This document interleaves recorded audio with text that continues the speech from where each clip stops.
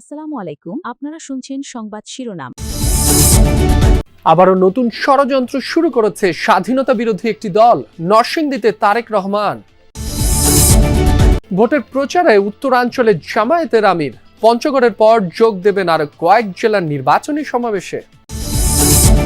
তীব্র শীত ও কুয়াশায় ঝালকাঠিতে বোরো আবাদে বিলম্ব, সার বীজ সহ কৃষি উপকরণের দাম বৃদ্ধিতে দুশ্চিন্তায় কৃষক। নতুন বেতন কাঠামো বাস্তবায়ন নিয়ে ধূম্রজাল, ব্যয়ের চাপ সামলাতে বিপাকে পড়বে রাজনৈতিক সরকার, বলছেন বিশ্লেষকরা। আরো উস্কে দিতে পারে মূল্যস্ফীতি। এতক্ষণ শুনছিলেন সংবাদ শিরোনাম, এখন শুনবেন বিস্তারিত।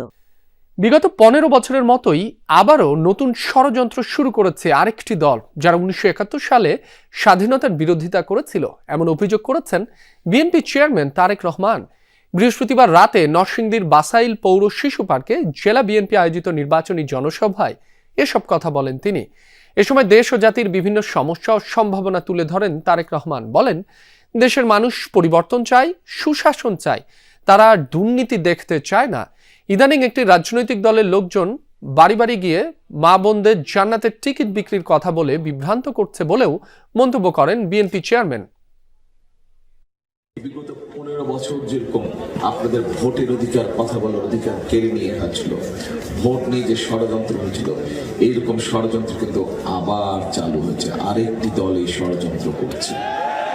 একটি গোষ্ঠী সেই স্বাধীনতার বিরোধিতা করেছিল। জানেন এই ঘটনা আপনারা? জানেন আপনারা? সেদিন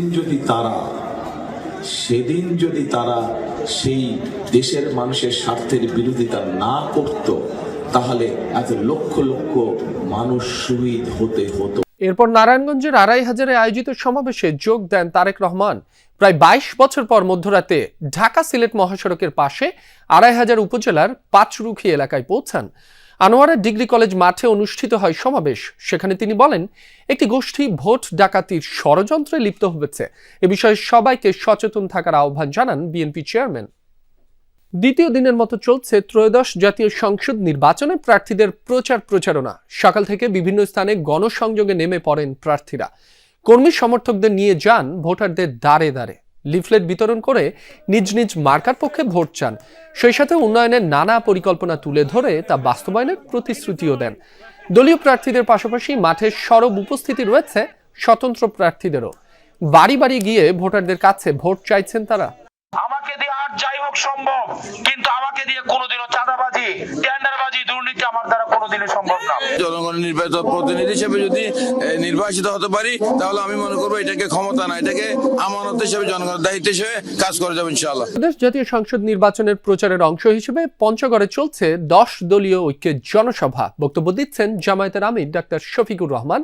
সরাসরি যাচ্ছি তার বক্তব্যে। বাংলাদেশ সৃষ্টির পর থেকে উত্তরবঙ্গ গরিব নয়, গরিব করে রাখা হয়েছে। সেই বঞ্চনার সাক্ষী হতে হয়েছে। সকলের সন্তানের মতো উত্তরবঙ্গের সাথে আচরণ করা হয়েছে। উত্তরবঙ্গ আমাদের কলিজার অংশ।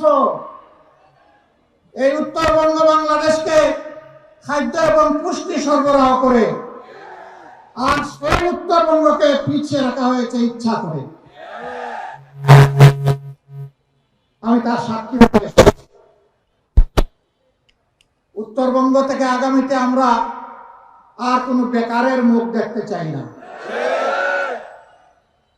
আমরা সকলের হাতে মর্যাদার কাজ তুলে দিতে চাই। আমাদের প্রত্যেকটা যুবক যুবতী, প্রত্যেকটা নাগরিককে আমরা দেশ গড়ার কারিগর হিসেবে তৈরি করতে চাই। গোটা উত্তরবঙ্গকে কৃষিভিত্তিক শিল্পের রাজধানী বানাতে চায়। বন্ধ চিনি কল খুলে দিতে চাই। শ্রমিকদেরকে কর্মক্ষেত্রে আমরা ফিরিয়ে নিতে চাই। ভাই, আমাদের কাছে কোনো কার্ড নাই। আপনাদের বুকে আমরা একটা ভালোবাসার কার্ড চাই। আপনাদের সমর্থন, দোয়া, ভালোবাসা দিয়ে আগামীতে বেকার এবং দায় দয়া মুক্ত একটা বাংলাদেশ আমরা করতে চাই। হোসেন।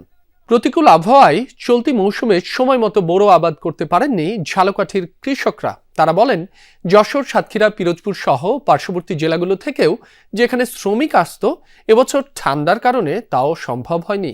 ব্যাহত হয়েছে সেচ কার্যক্রম। সেই সাথে সার, কীটনাশক ও অন্যান্য কৃষি পণ্যের চড়া দাম নিয়েও অভিযোগ করেছেন তারা। রেশ কাটিয়ে আবারও প্রাণ ফিরতে শুরু করেছে ঝালকাঠির কৃষিতে।